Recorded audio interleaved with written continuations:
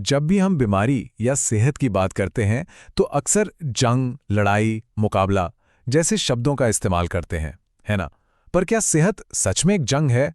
आज हम इसी सोच की थोड़ी पड़ताल करने वाले हैं।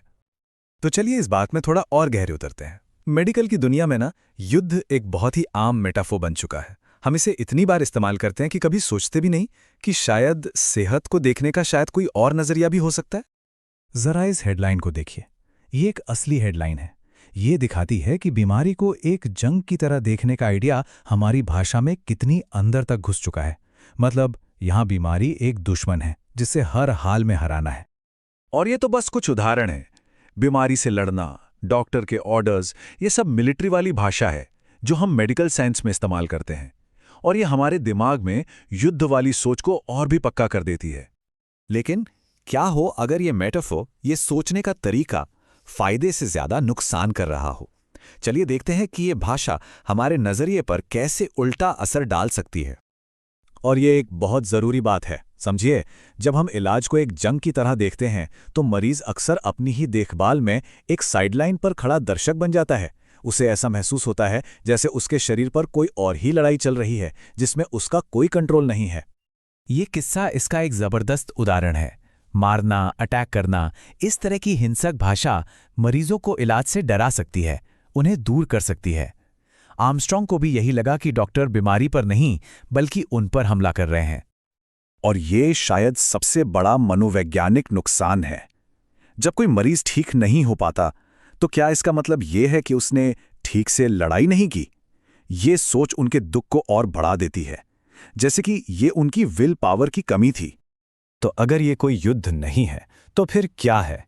चलिए अब भाषा से हटकर शरीर के अंदर की असल साइंस को समझते हैं कि हमारा इम्यून सिस्टम आखिर काम कैसे करता है। तो मिलिए इन्फ्लेमेटरी साइटोकाइन से। आप इन्हें हमारे शरीर का अलार्म सिस्टम या मैसेंजर कह सकते हैं।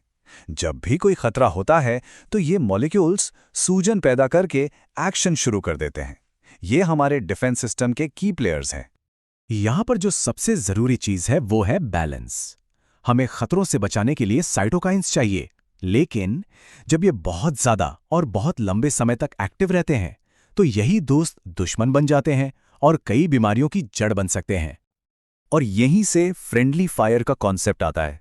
ये वो सिचुएशन है जब हमारा इम्यून सिस्टम, हमारा अपना बॉडीगार्ड, गलती से खुद पर ही गोलियां चलाने लगता है।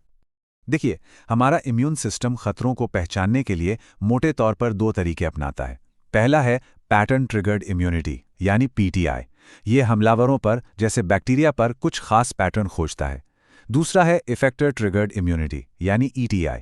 ये हमारी अपनी ही कोशिकाओं की जासूसी करता है कि कहीं कोई घुसपैठिया उनसे छेड़छाड़ तो नहीं कर रहा। ये स्लाइड बिल्कुल परफेक्टली दिखाती है कि सिस्टम को कैसे काम करना चाहिए। पीटीआई और ईटीआई का इस्तेमाल करके ये बाहरी हमलावर को पहचानता है और सीधा उस पर निशाना साधता है, एक सटीक हमला। लेकिन कहानी में ट्विस्ट यहां आता है।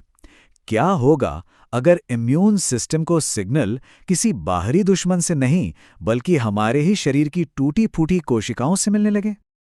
और यही है फ्रेंडली फायर की असली वजह। होता यह है कि जब हमारी कोई कोशिका डैमेज होती है तो वो एक खास मॉलिक्यूल छोड़ती है जिसे डैम्प कहते हैं। अब इम्यून सिस्टम का एक रिसेप्टर गलती से इस डैम्प को कोई बाहरी खतरा समझ लेता है और नतीजा हमारा शरीर अपने ही खिलाफ जंग छेड़ देता है। अब सवाल यह है कि भाई ऐसा होता ही क्यों है? इसका एक जवाब शायद एवोल्यूशन में छिपा है, जिसे कहते हैं एंटागोनिस्टिक प्लियोट्रोपी।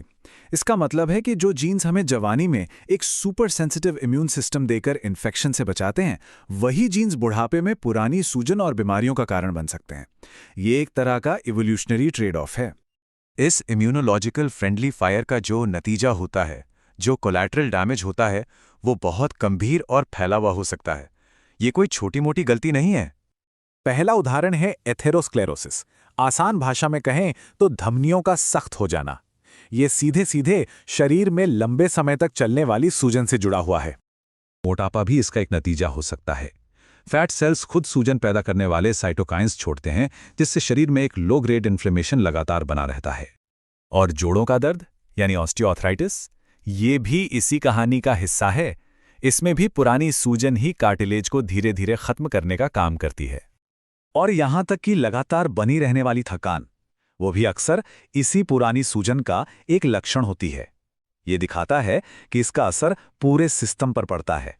तो चलिए घूम फिरकर वहीं आते हैं जहां से हमने शुरू किया था। अगर बीमारी एक युद्ध नहीं है और हमारा इम्यून सिस्टम गलती से खुद पर ही हमला कर सकता है, तो हमें अपनी सेहत के बारे में आखिर सोचना कैसे चाहिए?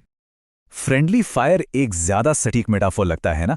ये बताता है कि प्रॉब्लम किसी बाहरी दुश्मन की नहीं है, बल्कि एक बहुत ही कॉम्प्लेक्स और सेंसिटिव सिस्टम की है, जो कभी-कभी गलती कर बैठता है।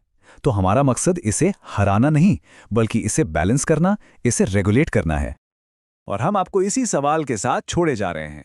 अगर हम सेहत को एक लड़ाई की तरह देखना बंद कर दें, तो फिर इसे कैसे देख सकते हैं?